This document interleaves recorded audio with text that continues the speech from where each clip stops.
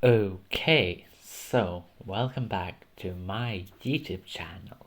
Today I'm reviewing Purity Unleashed, the third box set of the new Sixth Doctor wave with Mel and Hebe. This does contain spoilers, so be careful. If you don't want to hear them, then just click away. First of all, I have to say that from Waterworld, from story 1, I've loved this. There's just companion duo and just this pairing of companions and Doctor. However,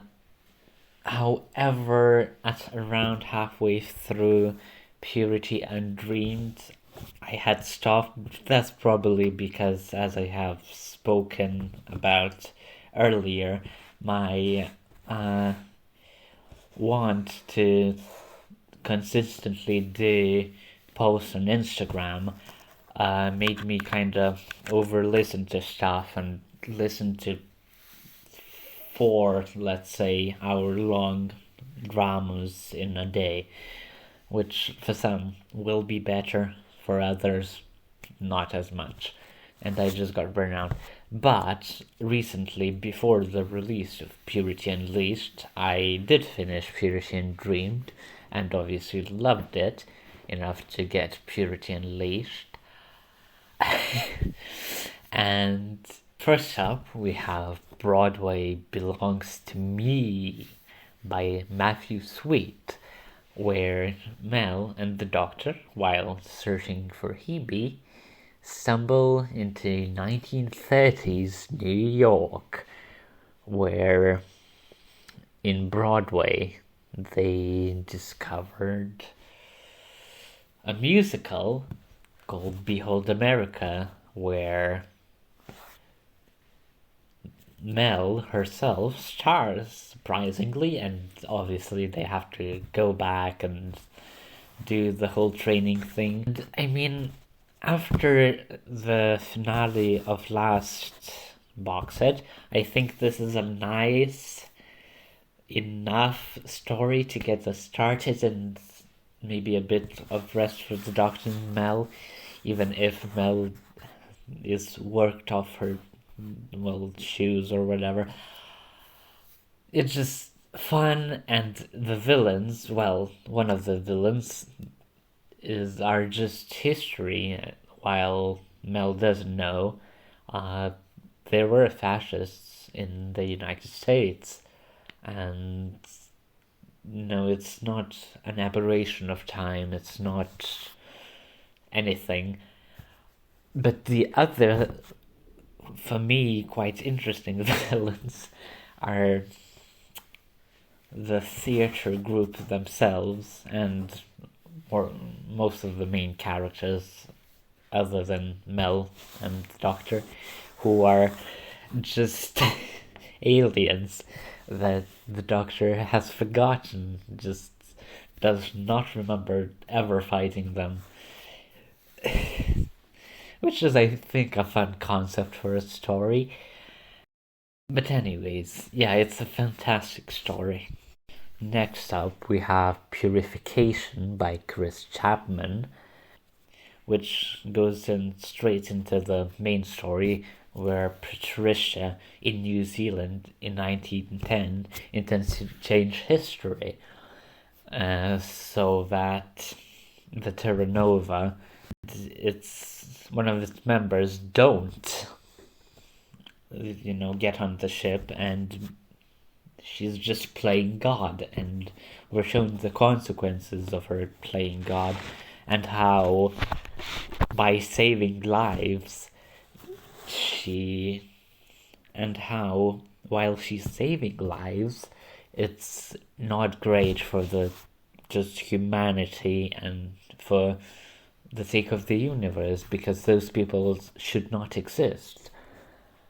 And yeah, I think it's a really interesting, as I say, interesting storyline for Patricia, which, while I understand, I'm gonna talk a bit about Patricia now, like, while I understand that story and I think she's a great character for that story, that road that she's taking, every second I wanted her to just stop, because I know that's the desired effect, but she's just so purely evil, pardon the phrasing there. And at the end of this, obviously, if you've listened to it, her suit gets damaged and she is thrown in the time vortex alongside with the Doctor because of the tethering and technical sci-fi stuff. And one of my favorites from this set, well, all of them are my favorites, but Time Burst by Ian Potter, where it is set in Sheffield in 1864, where a mysterious Mrs. Verci is the owner and one of the first female owners of a dam, just basically she's a very big owner of everything, and you'll never guess who she turns out to be.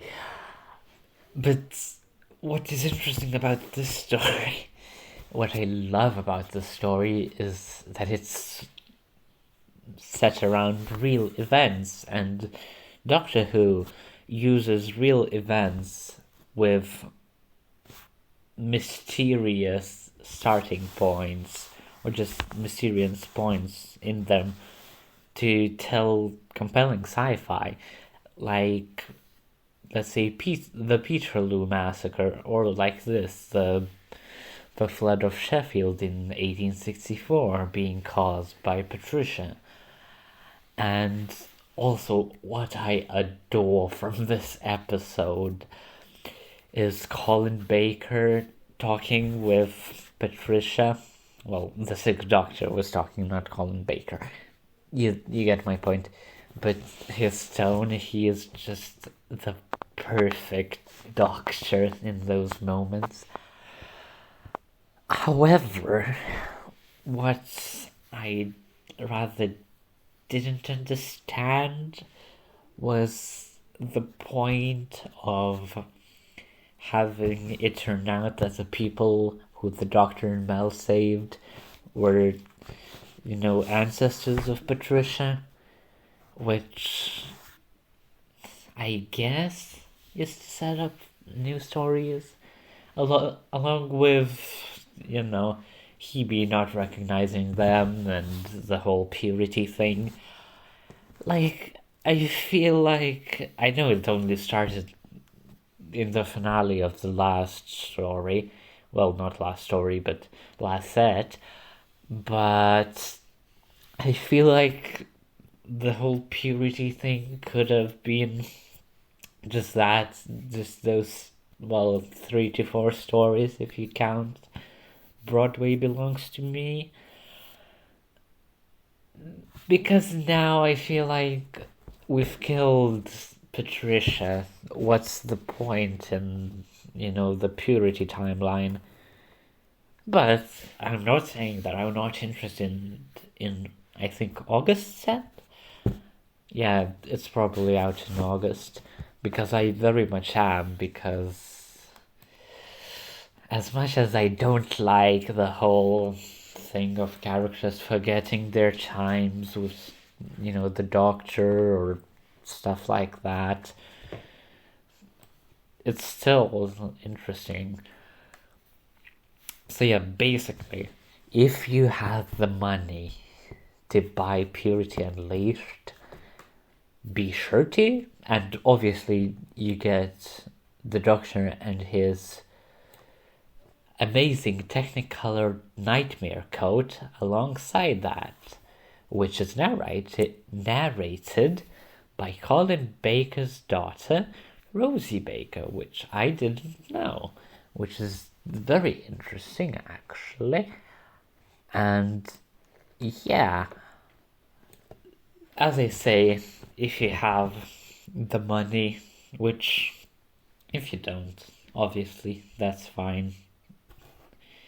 But if you do, treat yourself to Purity Unleashed, because it's absolutely lovely. As for getting Purity Undreamed, for the sake of the Purity Undreamed and Waterworld, for the sake of the characters, sure, you can, obviously.